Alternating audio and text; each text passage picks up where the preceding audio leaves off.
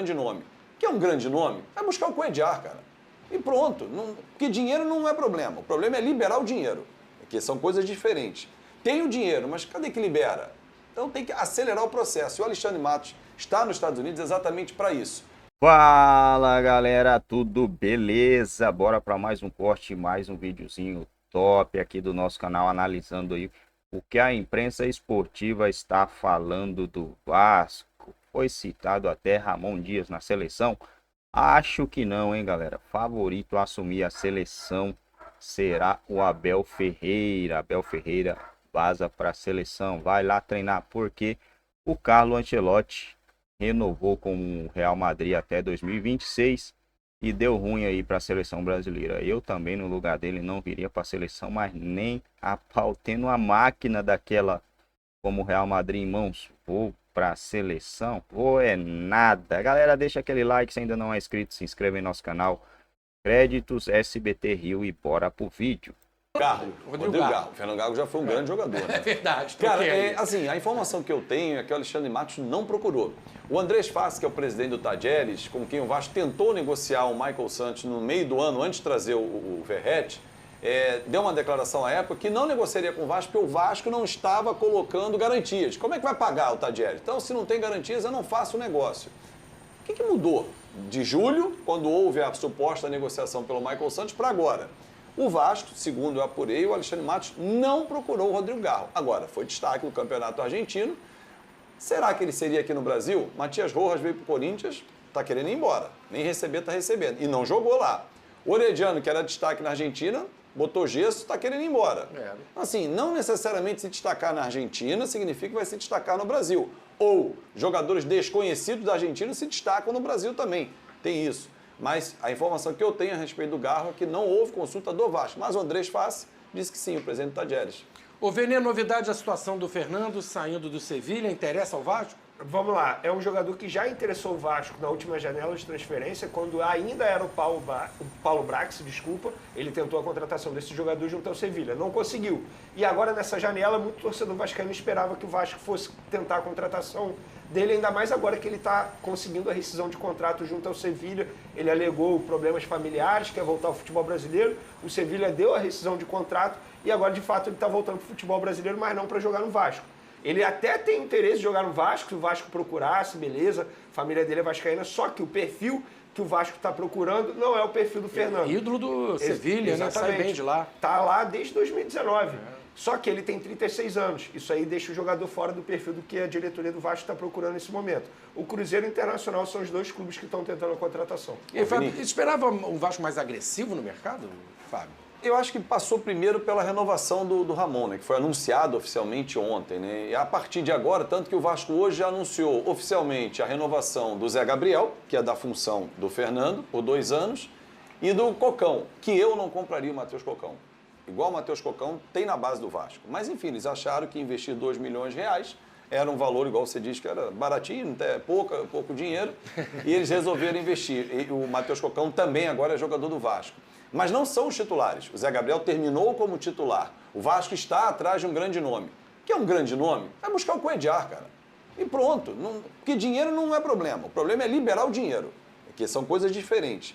Tem o dinheiro, mas cadê que libera?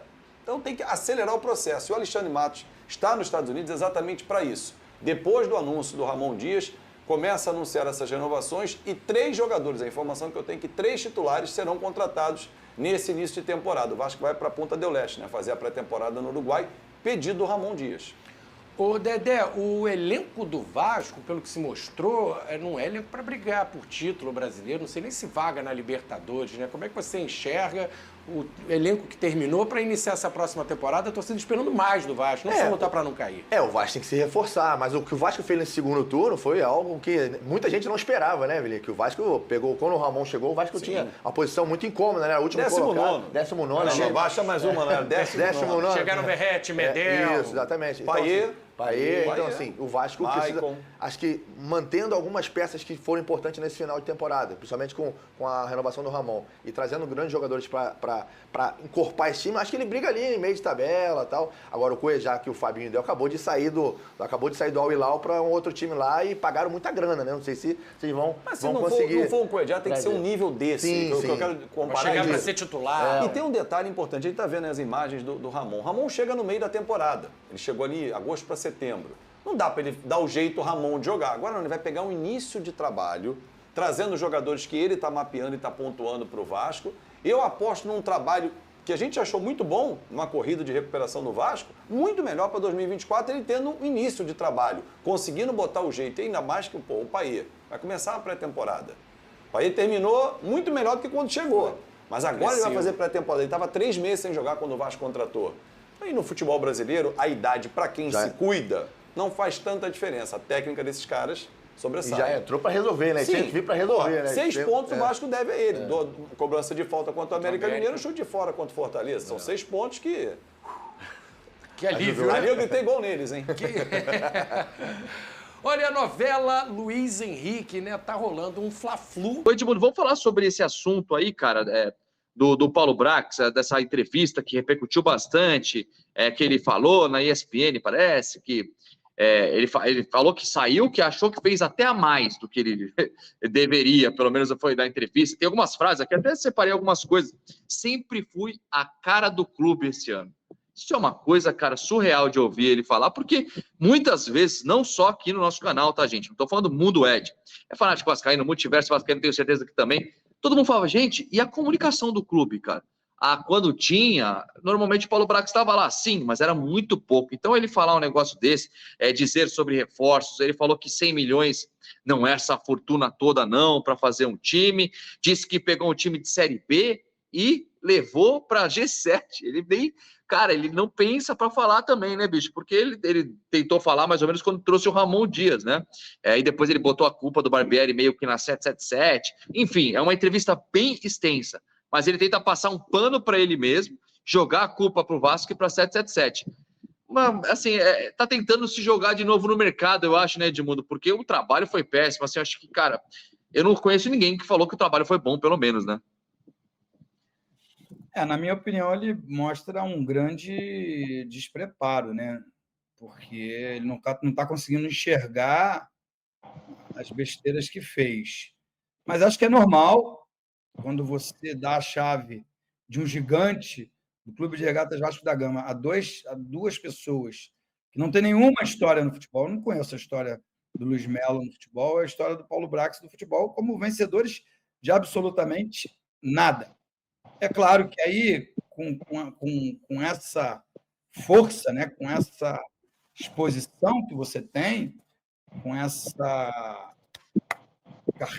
carteira que você tem, fala com o prefeito, com o governador, com o presidente da CBF. Aí o cara acha de verdade que ele é bom mesmo. E ele é tão bom que foi mandado embora.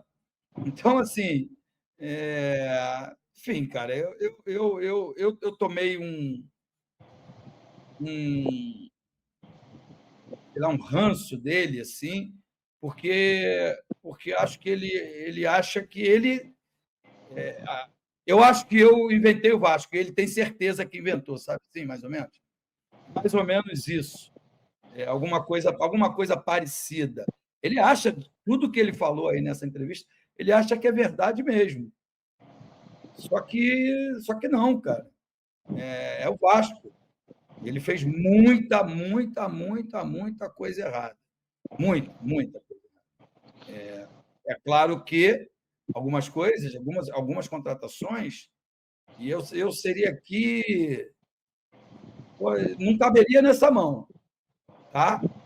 Não caberia nessa mão aqui as boas contratações de verdade, que serão titulares num Vasco campeão. Jogar no Vasco, todos vão jogar. Alguns nem jogaram, né? Alguns nem entraram em campo, tá? Mas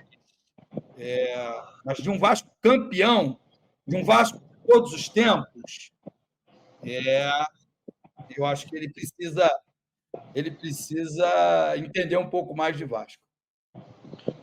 O que você achou, Marco, dessa entrevista? Cara, é lógico que o profissional que acabou de sair do Vasco, etc., procurando, de repente, algum emprego, se recolocar no mercado, etc., ele tem que exaltá-lo um pouco, pelo menos dar uma passada. Mas eu acho que ele saiu um pouco de alguns contextos. Eu até tenho algumas coisas que eu concordo com o que ele disse ali, mas, cara, essa parte de falar do Barbieri, ele tentou, o Barbieri foi a 777, tal, depois a gente aprovou, bababá, etc, etc. Falou um pouco da burocracia que existe mesmo, isso é fato.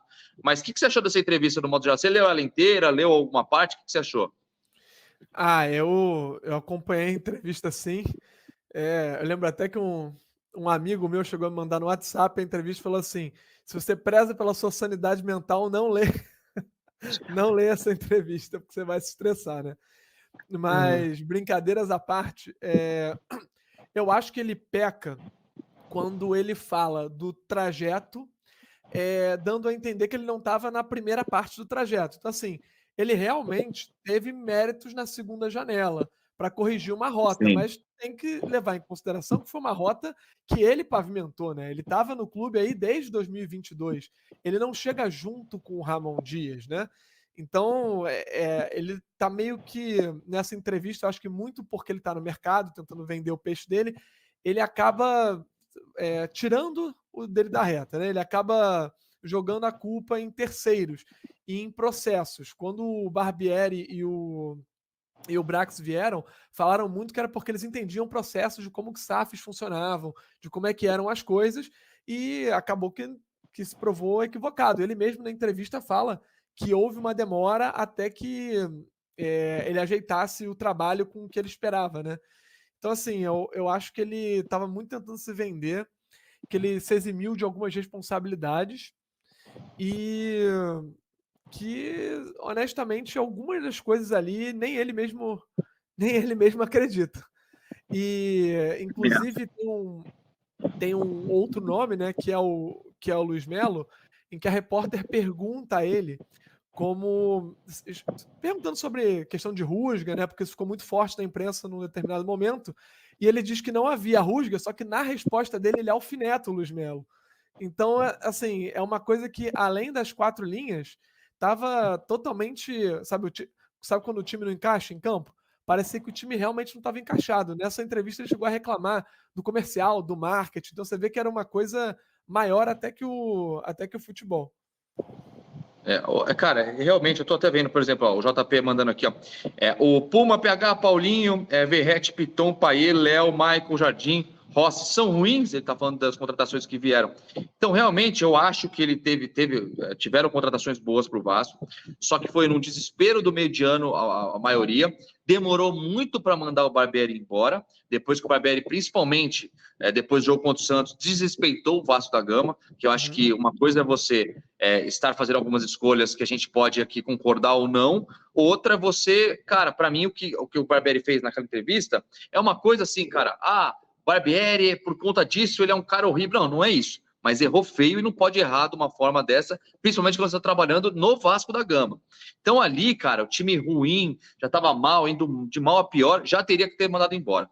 E ele ficou nessa de, não, e aí quando ele aparecia em entrevista, que eram poucas, tá? Isso é uma coisa que tem que se falar, se comparar com outros clubes, eram poucos, tudo bem, não é obrigação do cara falar, mas no momento o que estava acontecendo no Vasco, ele tinha que falar mais vezes, né?